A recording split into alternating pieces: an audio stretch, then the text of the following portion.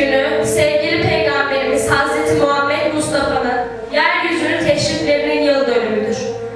O Yüce Allah'ın insanlığa gönderdiği son peygamber ve bütün insanlığın rehberidir. Ahlaki değerleri ve erdemleri kaybeden insanlık, onun gelişiyle tekrar hak, hukuk, merhamet, güzel ahlak gibi değerlerle buluşmuştur. Cehaletin, zulmün hakim olduğu, merhametin, erdemin, hikmetin kaybolduğu, güçlünün zayıf ezdiği bir çağ, onun gelişiyle ilmin, adaletin, şehvetin aydınlığında asr-ı saadete dönüşmüştür. Cahiliye girdabında yolunu ve değerlerini kaybeden insanlar, onun peşinden giderek kardeşliğin, ahde vefanın, güzel ahlakın ve bütün iyi davranışların en güzel örnekleri olmuştur.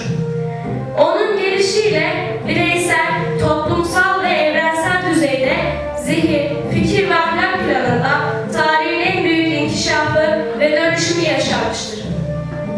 Rabbimiz onu bizlere şahit, müjdeleyici, uyarıcı ve dosdoğru yol üzere gönderilmiş bir elçi olarak tanıtmaktadır.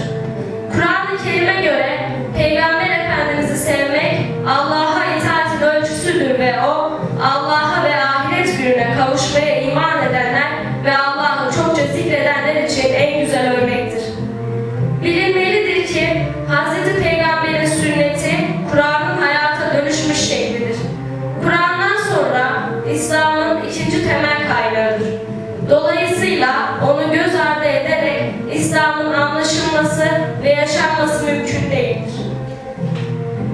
Mevlid-i Nebi'yi almak aynı zamanda savaşlar, yoksulluk ve ümitsizlik gibi devasa sorunların kuşattığı yeryüzünü yeniden adalet, merhamet ve muhabbetle tanıştırmanın yolunu ve yöntemini anlamaktır. Peygamber Efendimiz'i hakkıyla tanımak, güzel ahlakı, kardeşliği, ahde vefayı, merhameti, dostluğu, cesareti, adaleti, erdemli davranışı, başkasının iyiliği için çalışmayı, Allah'a kulluğu, gerçek manada özgürlüğü anlamak demektir. Bugün yeryüzü onun getirdiği değerlerle buluşursa insanlık huzuru yaşayacaktır. Dünyayı İslam'ın şefkat, merhamet, hakkaniyet, güzel ahlak ve bir arada yaşama ilkeleriyle tanıştırmak ise son peygambere ümmet olmanın onurunu yaşayan müminlerin iman ve kulluk sorumluluğudur. Bu itibarla Mevlid-i Nebi aynı zamanda Müslümanlar için bir tefekkür ve muhasebe iklimidir. Sözler, fiiller, idealler ve sorumluluklar dairesinde bütün bir hayatın, rahmet peygamberinin hayatı ve sünnet-i ekseninde muhasebeye tabi tutulmasıdır.